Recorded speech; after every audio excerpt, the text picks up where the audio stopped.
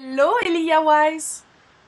Hello, Lilou. What a pleasure to see you and talk with you. Well, it's an honor for me to be interviewing you and being able to spread your message even further than what you've already did, because you're the author of a best-selling book called Letter to Earth, and you've been very interested about the nature of the universe, haven't you?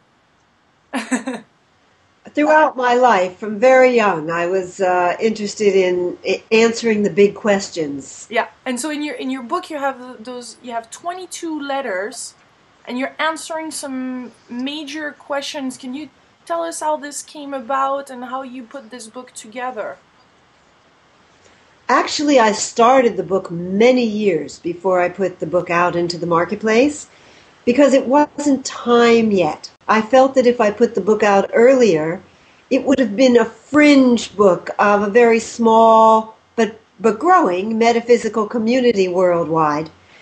By waiting, I waited until I felt I could be received by a mainstream publisher and a larger population. So the book came about really because I had had an extraordinary experience having been met, and I put it in that way because I was met intentionally by a very unusual individual and who became a mentor and a teacher to me. When I was quite young, I was just 21 or turning 22 when we met.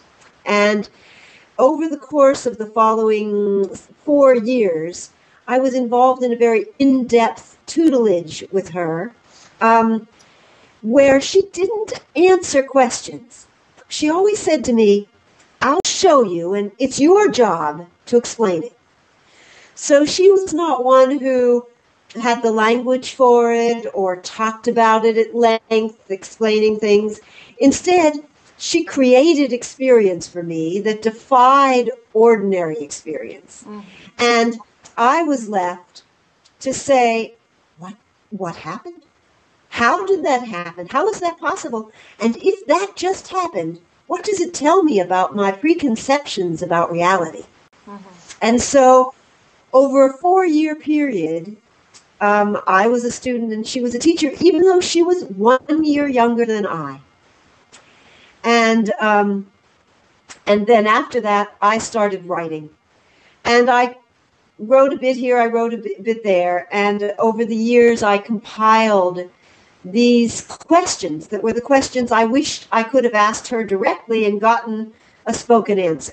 And there is some really important questions that touch things like diseases, where diseases come from, and why do we suffer, and why is there pain. What do you have to say to a person that is affected by these diseases? What are your conclusions about this? Well, Lilou, it is so different than what is the popular concepts, even popular in the transformational community.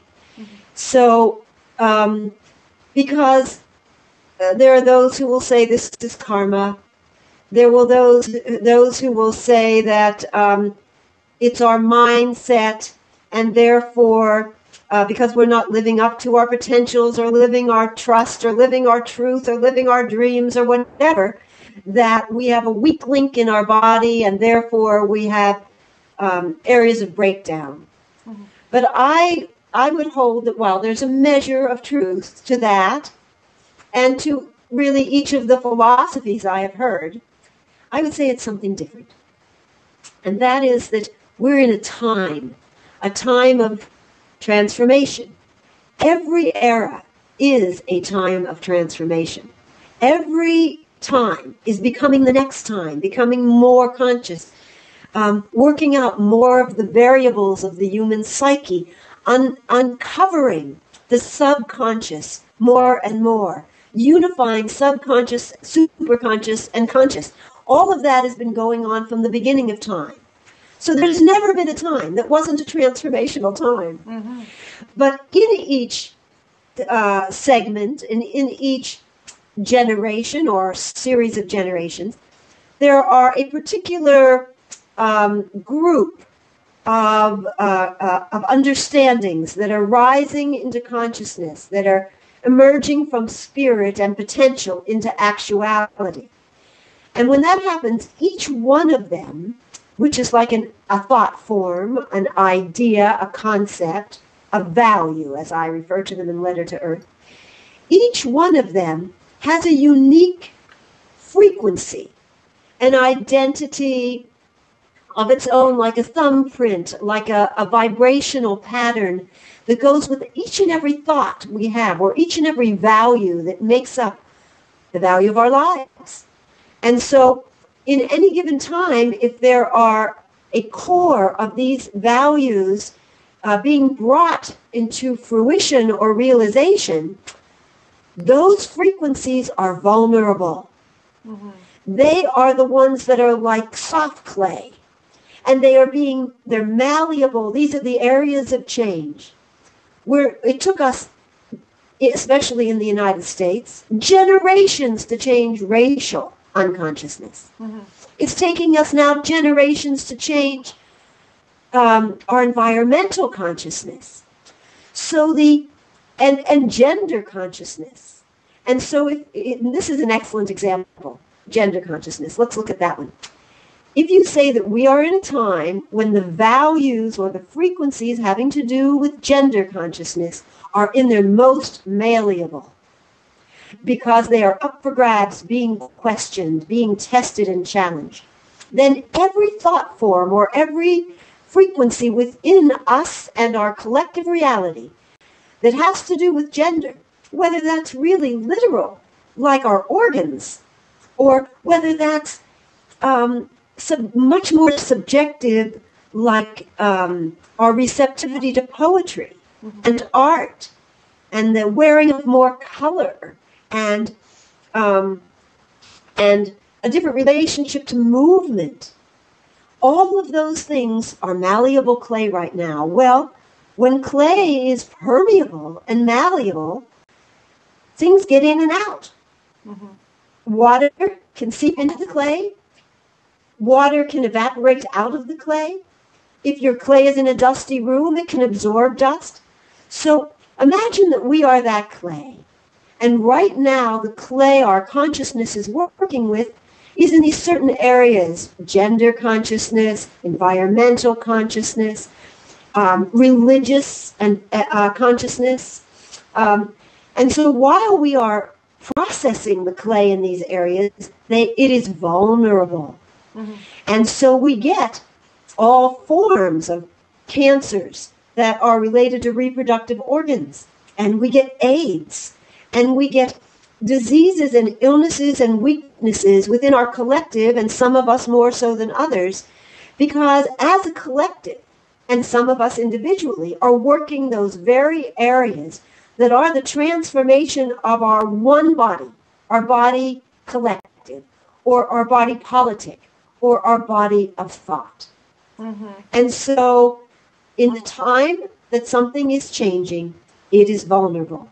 And in the time of its greatest vulnerability, it will show its weaknesses and its strengths. It will break down in order to break through.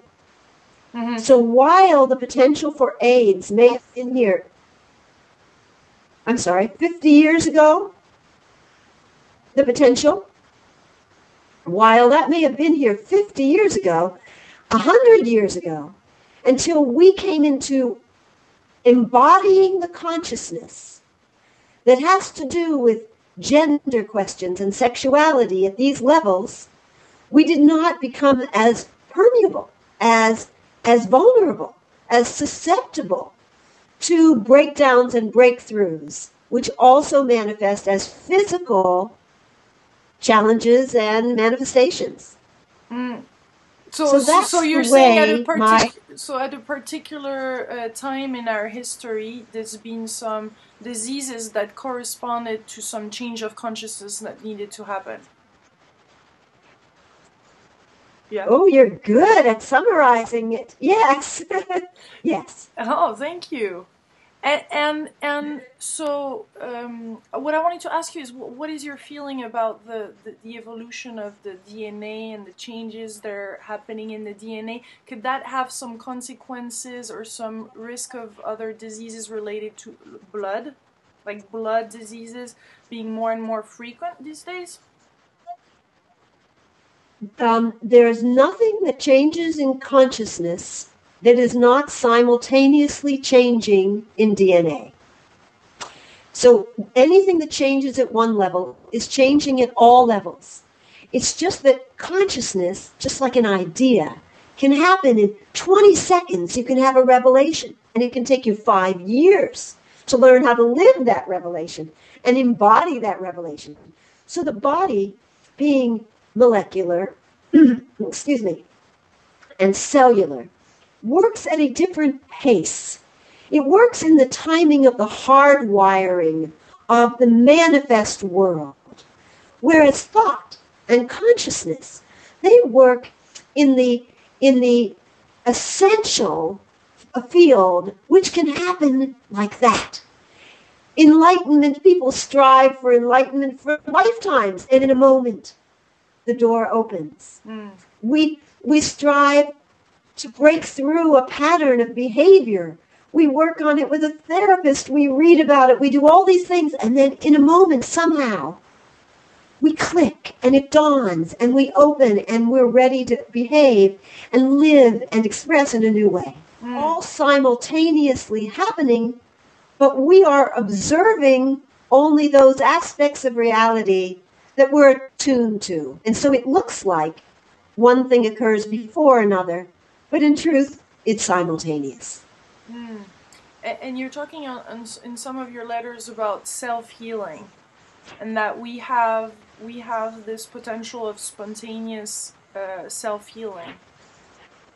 Could you share some of your thoughts on that? Well, we're doing that